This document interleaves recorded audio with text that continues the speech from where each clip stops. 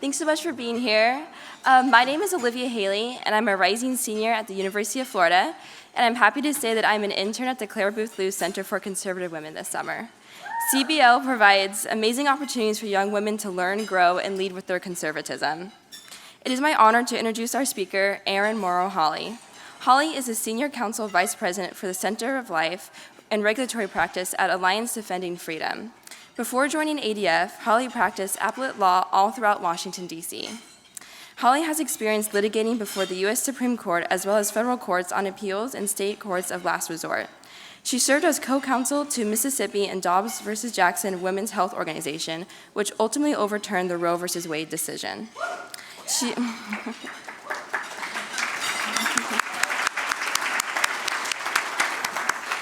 She also worked at the U.S. Department of Justice, serving as counsel to Attorney General Michael Mukasey.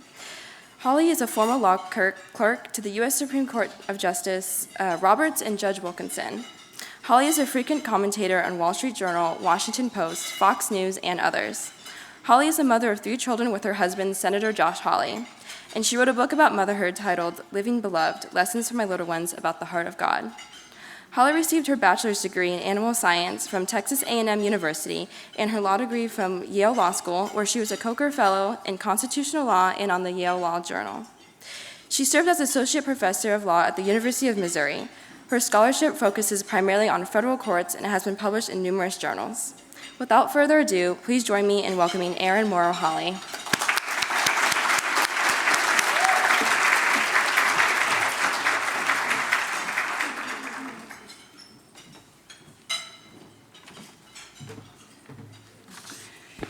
Thank you so much, Olivia, and thank you so much for having me here. I was speaking at our table here, and they mentioned that, back in the 1990s, this sort of event took place in a boardroom.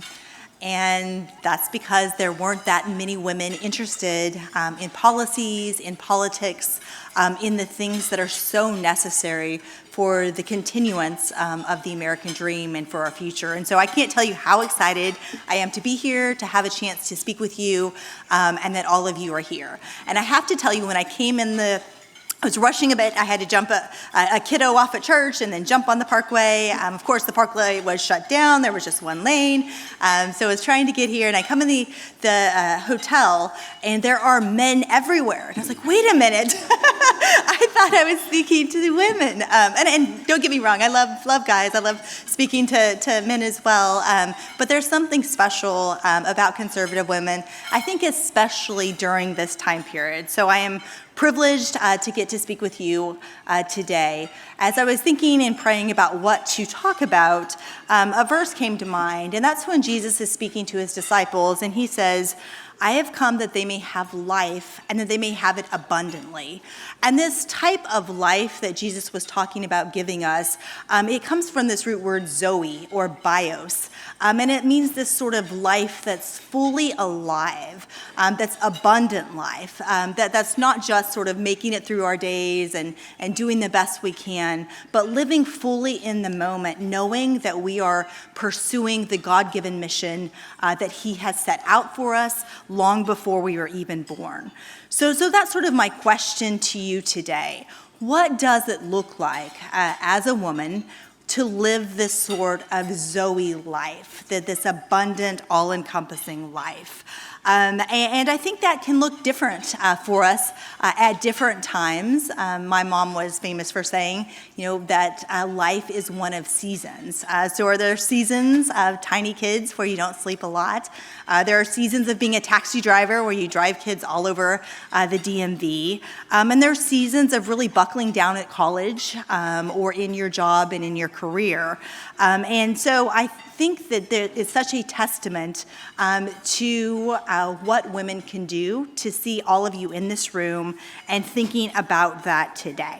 So I wanted to start with just a little bit of my story, and hopefully you might find encouragement in it, in that you don't have to have it all planned out, that God does have that plan for you. As Olivia mentioned, I was an animal science major at Texas A&M University. I absolutely loved college, but I am squeamish. The idea of becoming a vet was something I'd always wanted to do. It's what my mom had wanted to do. And so that was sort of my career goal since I was a young girl. But I had a horse in college. I taught some 4-H camps, and so got to keep her for free. And she was a young filly. She had what are called wolf teeth in the back of her mouth that jangle against a bit and are painful. So being a cheap college student, they needed to come out. I called the local vet school. The vet school sent out a student to take out the wolf teeth. It was not pretty. That day, I decided I am not going to be a vet. I can't do that. I can't pull out teeth from like a stricken horse's mouth. I just am not going to be able to do that. So what next? And that really was something I hadn't considered because I'd been dead set on going to vet school. And so that was a really scary time period. I was a senior in college, and what do I do? And kind of a funny story, but I took the LSAT thinking, I've watched Perry Mason. That seems like a pretty cool job. So why not try law school? But I was still torn between law school and sort of the science background and perhaps becoming a professor in genetics or something along those lines. So I went to speak with my favorite professor at A&M. It turns out both his son and his daughter had gone to law school. And he said, go to law school. Do that. If you want to come back, I'll substitute it for your master's. You can go on and get the PhD, and life will go on happily ever after, which was the best of everything, right? Because I didn't have to close off any options. So went to law school, and it turns out I loved it. And I think the reason I loved law school so much was there was sort of this tangible reality. I guess two things. One, as you guys all know, I was not politically engaged as a high school or a college student, so you know this better than I do. But the laws and regulations that occur, most of them here in DC, but some around the country, do impact regular people on an everyday basis, more than we realize, especially with the regulatory agencies. But a second thing is, good lawyers matter. I remember going to a training as a young lawyer at a young law firm, and they were sort of teaching us the tricks of the trade just for expert discovery and depositions and those sorts of things. And the long and short, it matters whether you have a good attorney. So that turned allowed me to see, maybe I can do this. Maybe I can be a lawyer. I went to law school, became a lawyer, and then the question is, what next? Well, again, you can sort of see God's hand in the mix. I clerked for a judge. I was telling Olivia, I managed to get to know, we met in law school, but I managed to get to know my husband clerking for Chief Justice Roberts. We like to tell the story that there was this tiny office, we were both in it, and we didn't have time to see or meet anybody else. So what were we to do? But loved getting to know him that year. And again, something that never would have happened if it would have worked out as I would have planned, and I would have become a veterinarian. Fast forward, we moved to Missouri, both take jobs as professors at the University of Missouri, and have 2 boys.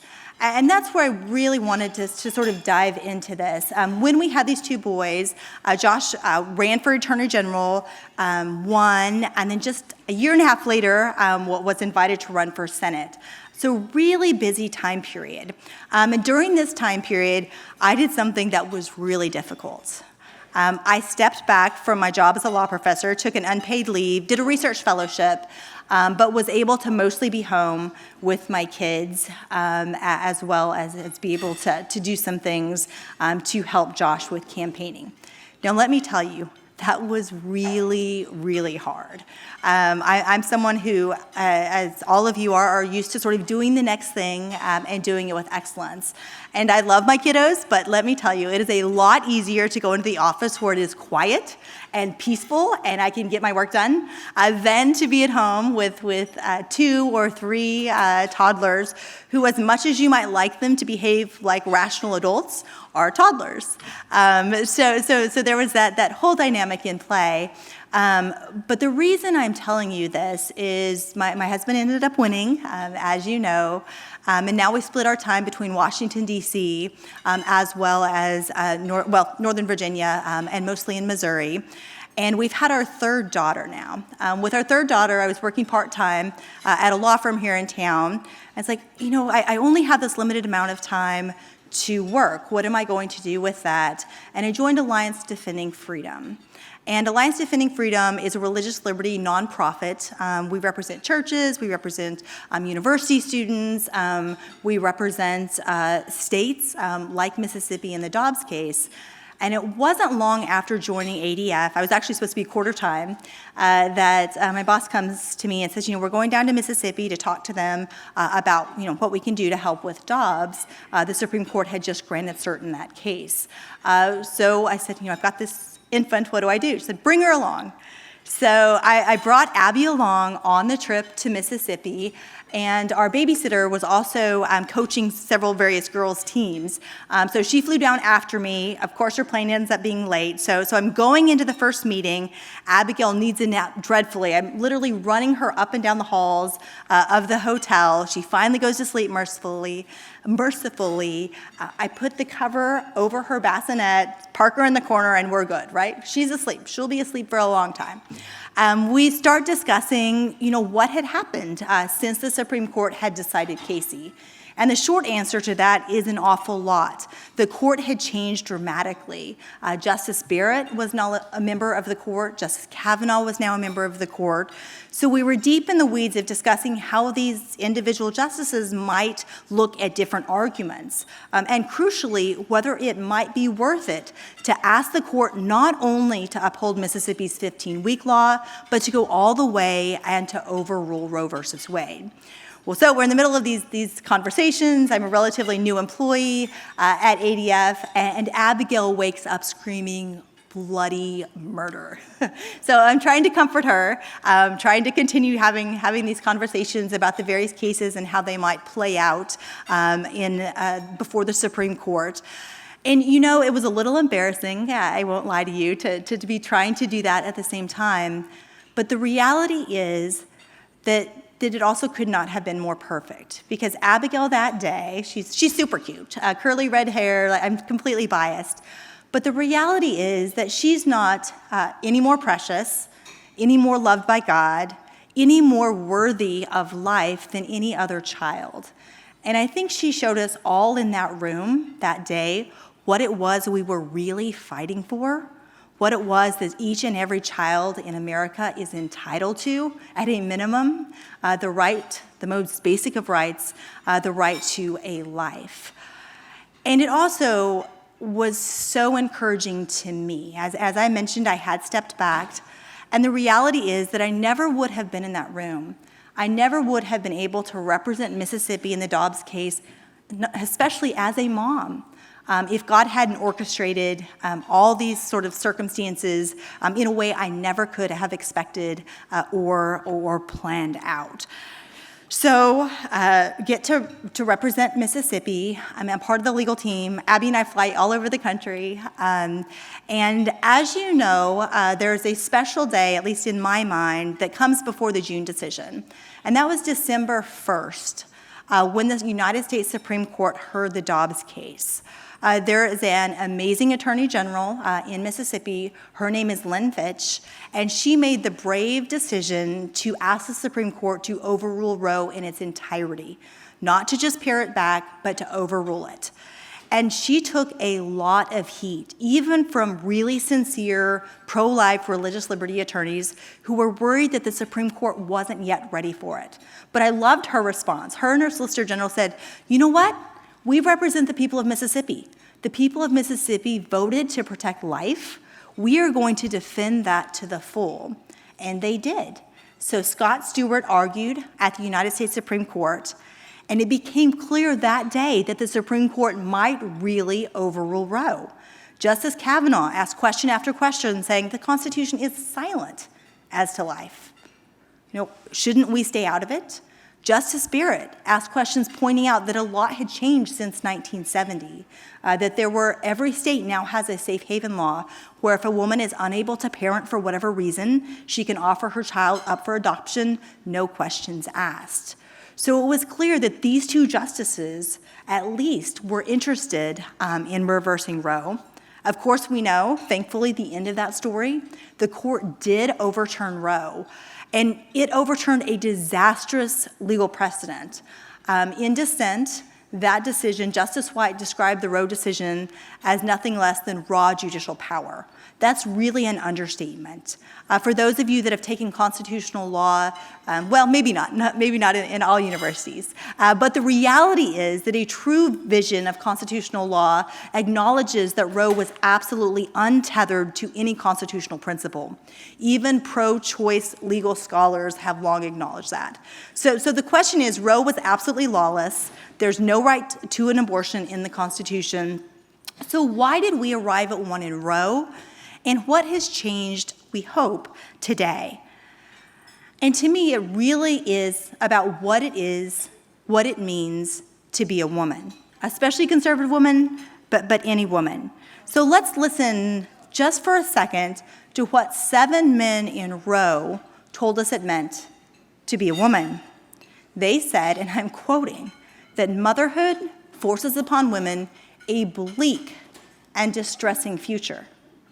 A bleak and distressing future. Fast forward to Casey. In the Casey decision, we get a plurality of Supreme Court justices, so that means 4 justices in this case, or 3, I guess, and one of those was Justice O'Connor. Now, Justice O'Connor has long been a hero of mine. She graduated 3rd in her class from Stanford Law School, right behind Chief Justice Rehnquist, who she also briefly dated at Stanford. Talk about a small world. They both, of course, end up on the Supreme Court later, but when Justice O'Connor graduated from law school from Stanford, 3rd in her class, she couldn't get a job. She was offered finally a job as a legal assistant in a law firm, eventually proved herself, despite, again, being 3rd at Stanford, and got a job as an attorney.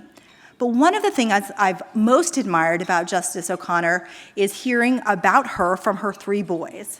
She had 3 boys, which makes me admire her all the more. And her boys tell the story about how she was sort of the neighborhood captain and would organize all these games, these hordes of boys going in and out of the house. Sounds like a wonderful childhood. But I really love that she took a few years off. And then she negotiated with the prosecuting attorney's office, to work basically 3/4 time for half pay so that she could also invest in her kids. So I love this example of sort of living, and it doesn't have to look that might look different for all of us at different times, or your situation might not look ever precisely like that. But she made that choice to pour into her family while also pouring into the gifts that God had given her. So what happened in Casey? We have this personal testimony of a woman who had raised her family well, who had graduated 3rd in her class from Stanford, who had risen to the pinnacle of the legal profession, become the first United States Supreme Court justice who was a woman. I mean, here she is faced with one of her most consequential decisions in Roe versus Wade. So what that opinion says, and what she wrote in part, was that some of us might not agree with the decision of Roe. I think that was probably Justice O'Connor, who didn't agree with that decision. But she said she was going to uphold it, slightly modified as Casey did, because women have come to rely on abortion for social and economic equality. That's the view we get of women from Justice O'Connor in the Casey decision. Fast forward to the Dobbs decision, and that same view of women can be found in the Dobbs dissent. Justice Kagan pins for herself, as well as Justice Sotomayor, the fact in her mind that abortion is necessary for the economic and social equality of women. So that is our question today. What is it to be a woman, to live this full life, and is abortion necessary to that? I think the clear answer to that is no. We see that from an example from Justice O'Connor. We see that in an example of Justice Barrett, who has 7 children and is a United States Supreme Court justice. We see this most powerfully in the examples from our own moms. My mom was one of the smartest people I know.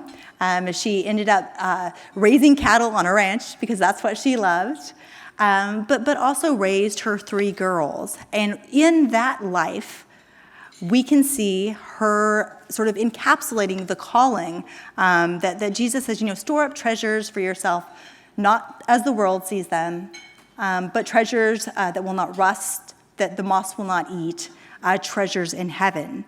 So I would challenge you today that the only way that this sort of dim view of womanhood, this dim view of motherhood is correct, is if we only value the things that the world values. If this sort of short-sighted nature or vision of feminism as we have to become exactly like men in order to succeed is what's true and right. We all know deep in our core that we don't have to become just like men to be successful. To the contrary, we created in the image of God, both male and female, and we have individual designs and skills and attributes that are specific not only to us, but also to women. So where do we go from here? What does it mean to be a woman and to step into that fullness? The short answer is that I can't tell you what that will look like for each of your lives. But I can tell you, based on my own experience, based on my mom's experience, based on so many women like Abigail Schreier, like Justice Barrett, like Justice O'Connor, that you all have a unique opportunity, I think in this generation in particular, to step into that full vision of womanhood, to be able to step into your callings as lawyers, as doctors, as professionals, but also to step into your calling as moms and to realize that that is an invaluable contribution that you can make as well. And it might look different for all of us. It might look messy. I think my assistant had the title of this talk as something about how to be a successful mom and career woman or something like that. But I just laughed. I said, that's fine. But the reality is that it's messy, but it's beautiful. And I wanted to leave you just with this one anecdote, and then we'd be happy to answer any questions. But we have 3 children. Elijah's 11.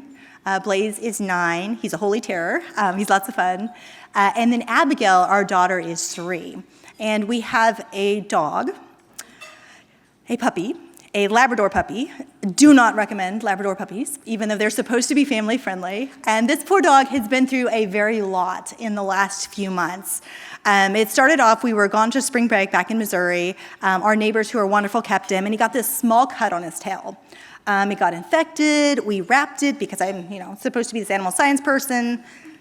Wrapped it too tightly, so then the end of his tail falls off with part of the bone exposed.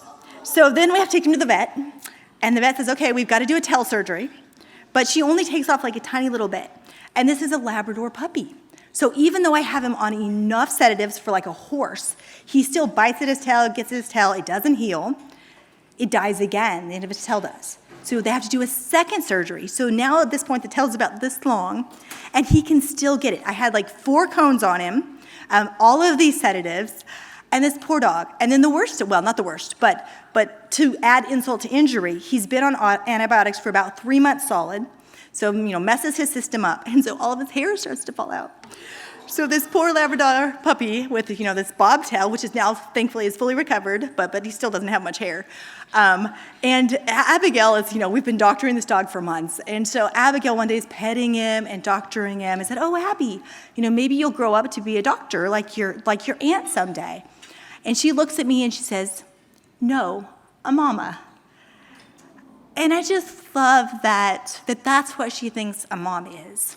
It's someone who takes care of what needs to be taken care of. It's someone who heals. It's someone who provides. And I know that's certainly true of what my mom did. So I just wanted to give you guys the courage, or encouragement, I should say, to follow God's call on your life. It won't look exactly the same. Some of you may work full-time.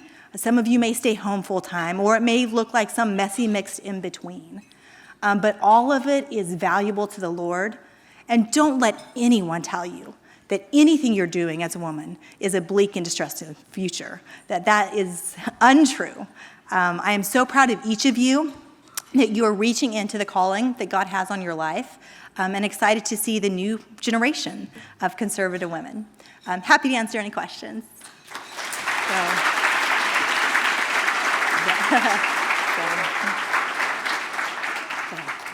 Hi, I'm Eliana. I'm from the great state of Texas. I'm going to start at Texas State in the fall.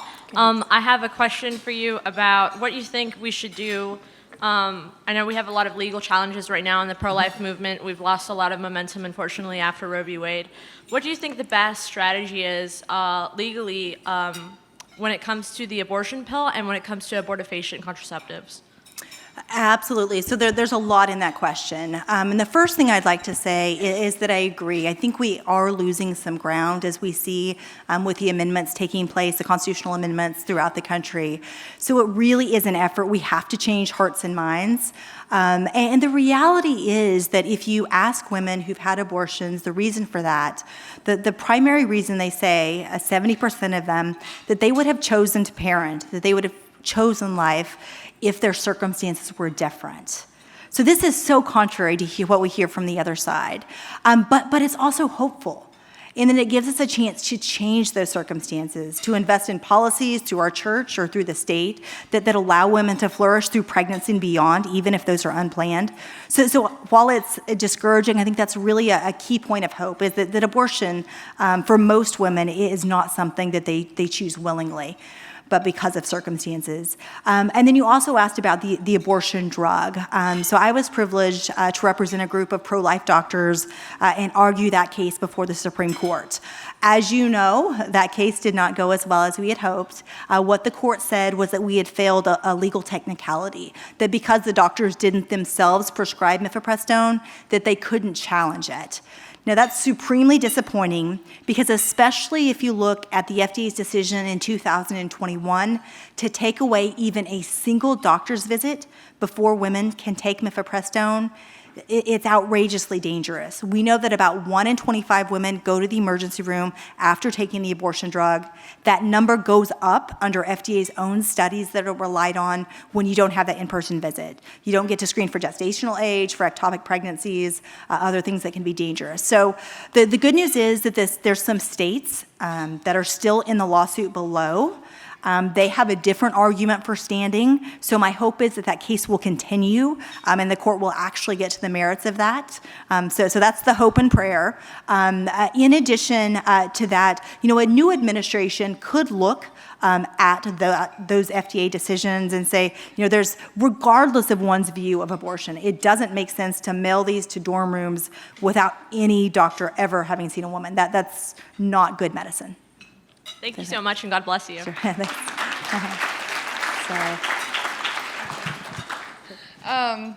My name is Zoe. I go to the University of Colorado at Boulder. And I was wondering what you think we, society, can do to start appreciating women who choose to stay home full-time, because I know there are women who choose to be full-time working, full-time, stay-at-home mom, or a mixture in between, and I'm all for women who want to work.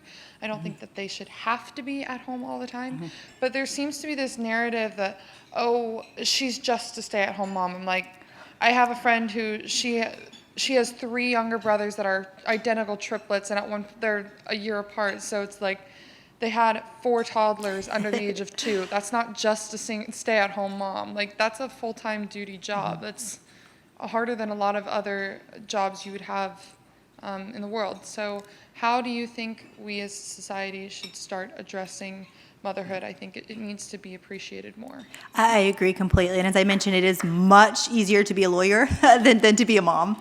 And I think that's probably could be said for pretty much any profession. Motherhood is so consequential. You are literally raising these children who can die at any minute if they jump into the swimming pool, not to mention, shaping their hearts and minds and souls. So agree completely. One thing I would say, it's a little bit off topic, but we need to have an economy and a culture where you can have stay-at-home moms. For many families, it's not an option. So we need to have pro-family policies that allow that to happen. And then frankly, for anyone who doesn't think being a mom is work, I would invite them to my house, or more on point to your friend's house. So I think as women, we have to encourage that. I think sometimes we're our own worst enemies. one of the law firm partners I worked with as a young associate, and she was like scary good and also just scary. But she was telling us a story that I think she came back from maternity leave after having her second daughter after a week, and she was again an outstanding lawyer. But she was laughing and saying that her kids, they were supposed to take something for school for a bake thing and baking, what do you call it? Bake off, whatever. And bake sale, there we go.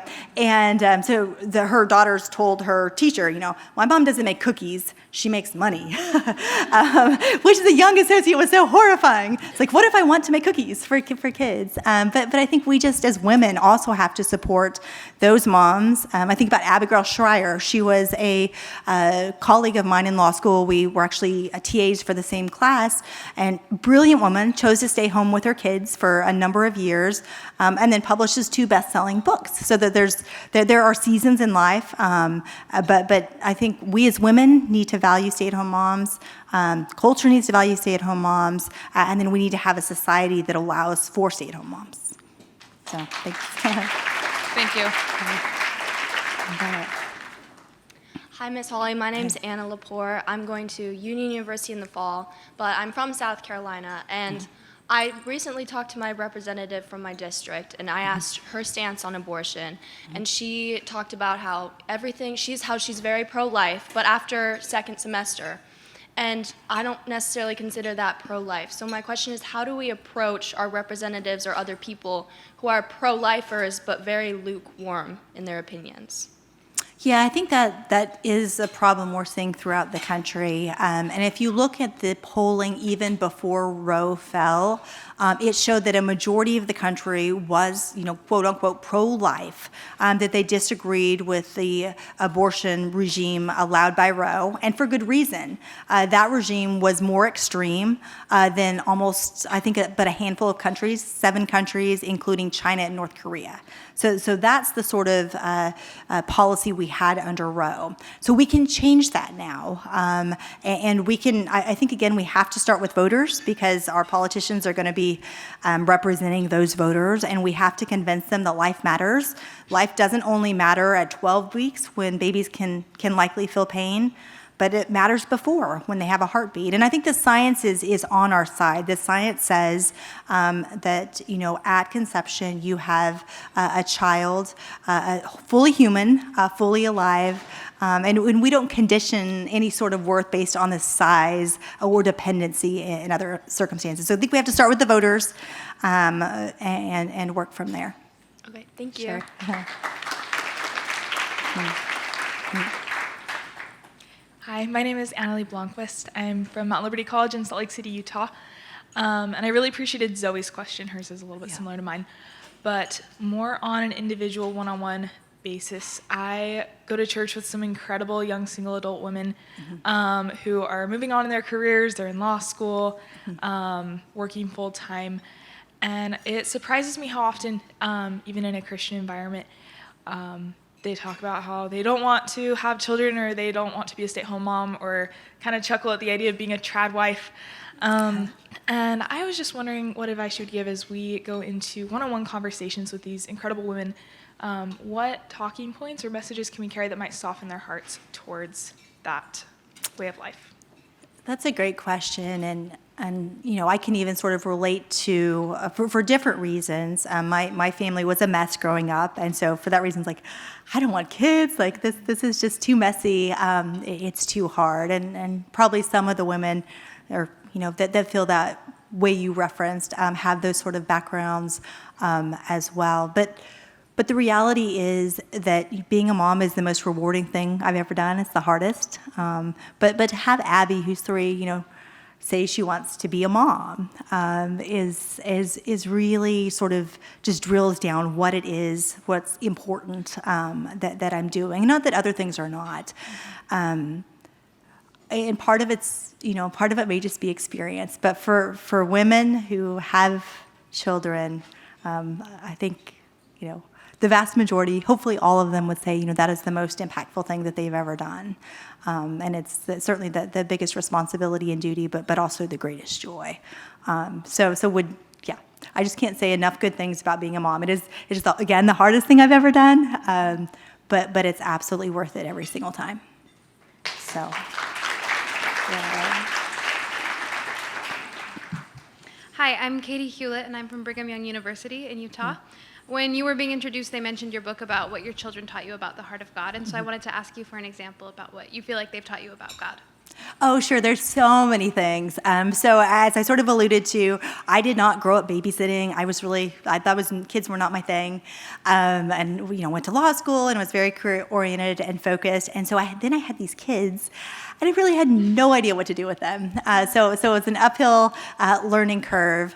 And it was difficult at times as well. As I mentioned, I kind of stepped back from career focus. And that was tough, in addition to just sleepless nights and things that come with looking after young kids. But in the midst of that, there was just this really tangible reminder, I think, from God, just about how he viewed my relationship with him and what I could learn from kids. So just to take a few things, if you think about kids, like we'd go on these little walks just in our neighborhood, and the kids would find a frog. Or one time we found a dead mole. Ugh. And they were so overjoyed. Like just the joy they would find in the smallest, tiniest things is something that is hard to capture or hold on to as an adult. If we're talking about our prayer life, kids are not afraid to ask for really big things or really little things. And I think that tells us a lot about what God wants to hear from us. Like one time Elijah, my oldest, asked if I would get in the moon. Like, sure, I'll grab the moon for you. But I love that bold asking. And then for me, I think the most powerful thing is just seeing how my young children, science shows us that young babies, there's actually no separation they don't realize between themselves and their mom. So there's this real attachment, and that's why they get quite scared if their mom isn't there. Over time, of course, they realize they are a separate person. But even young kiddos, like, they just want to be with their parents. And that taught me so much about God and how he just wants to be with us and how we should just value that relationship more than anything. So just a few things. Thank you. Sure. Hi, my name is Daniela Villavicencio from Queens College in New York City. And so my amazing boyfriend and I are planning on getting married probably in the next 2 years, hopefully, and having children as well. So obviously, New York City is very liberal, and it's really hard to have people around us that support us. So what advice would you give couples like us who are already trying really hard against the people that are around us? Yeah. Well, first of all, I just applaud you. You're choosing to do something that's good for you and for your future family, and the Lord will bless that.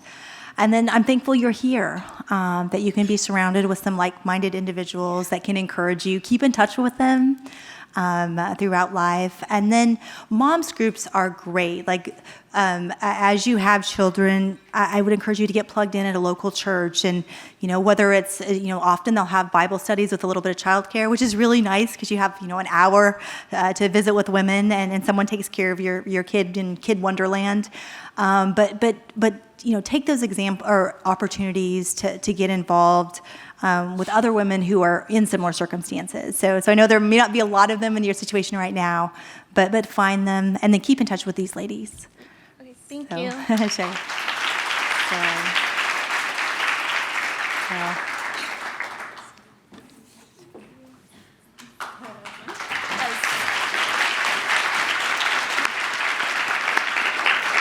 Well, thank you so much to Mrs. Hawley for such a wonderful, wonderful message that I think every woman and man in our culture needs to hear. Well, my name is Lauren Herzberg, and I am the program officer at the Claire Booth Luce Center, which means that I get to work with lovely young women like you through our student programming. And I want to thank you all so much for being here with us today. And I really hope you enjoyed Mrs. Hawley talk about the importance of being a mother and about balancing that with being a career person. Now, before everybody heads out back to the conference, I want to tell you a little bit more about the Luce Center and all of the programs that we have available to you. So we work with students on their campuses, at our center in Herndon, Virginia, and at key locations around the country. Through our campus lecture program, we help young ladies host conservative speakers, people like Mrs. Hawley, Abby Johnson, Liz Wheeler, and we work with young women to host these people at their universities. We also take groups of college women to the gun range, where we help them exercise their Second Amendment rights through what we call our Day at the Range program. In addition to our, yeah, you can clap. And in addition to our Day at the Range program, we also have an incredibly robust internship that takes place at our office outside of DC in Herndon. Our interns dive into key policy issues through research, they experience mentorship from our amazing staff, and they receive training in law, public speaking, etiquette, and journalism from leading conservatives from around the nation. We equip our interns with courage, confidence, and most importantly, a strong community of conservative women. So don't hesitate to ask one of our amazing interns about the program. Ladies, raise your hands. There they are. Ask any one of them. I'm sure they'd love to share. And we also are taking applications now for our fall internship, so I'd love to talk to you a little bit more about that. Now, the final program that I want to highlight for you all is our highly popular student summits. These events give you the chance to meet your conservative superheroes and connect with other young women who actually share your values. Our summits are so important in reminding students that they are not alone as conservative women. And I'm excited to share that our next summit is a multi-day event in Nashville, Tennessee, and will feature Allie Beth Stuckey, Paula Scanlon, and Liz Wheeler. Registration is open now on our website, and we really hope that you'll join us this November. And be sure to also follow our Instagram, which is @CBLWomen, to see updates about all of our events and programs. Now, we're gonna get together for a group photo in a few minutes, but first I want to ask you all to scan those QR codes that you have at your tables. There's also one up on the screen there. These will lead you to a feedback form. We really value your feedback about events like this, so feel free to tell us all your thoughts from today. So take the next 5 minutes to fill those out, and then once you're done, we're gonna come up to the front for a group photo. So thank you all again for being here, and we really hope to stay connected to you to help you be empowered to live happier and freer lives. Thank you all so much.